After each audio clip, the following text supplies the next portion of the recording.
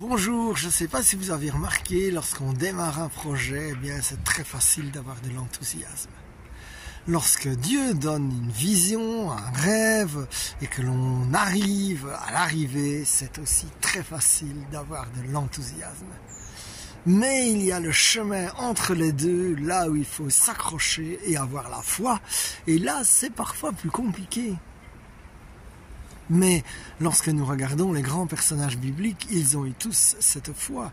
Et je pense par exemple à l'histoire de Joseph, où Dieu a donné une vision que finalement il serait à la tête d'un pays, en tout cas avec des positions de pouvoir. Qu'est-ce qu'il a dû se dire quand les frères l'ont jeté dans le fouillis, quand il a été emprisonné, quand il a été accusé injustement de vouloir toucher à la femme de Pharaon? Il y avait de quoi se décourager. Mais non, il est resté fidèle dans la foi et Dieu est resté fidèle aussi. Et finalement, Joseph, eh bien, il a eu la position de pouvoir promise. Alors, bien, moi, ça me rappelle dans ma propre vie que Dieu m'a donné des rêves. Un des rêves, je me rappelle, que j'avais eu dans la prière était de parler en public et de témoigner. Et puis, pendant des années, il n'y a rien qui venait.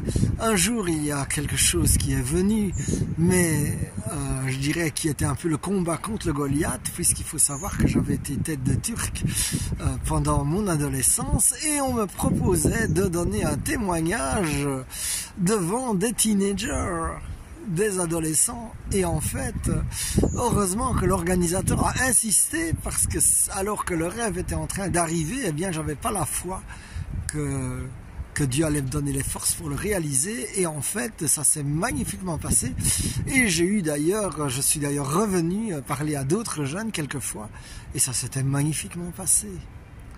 Alors, mon frère, ma soeur, peut-être que tu as des rêves et que peut-être que tu les as ou des promesses de Dieu et que ton enthousiasme du moment où tu as reçu la promesse s'est émoussé parce que tu as l'impression de traîner dans la vallée de la mort.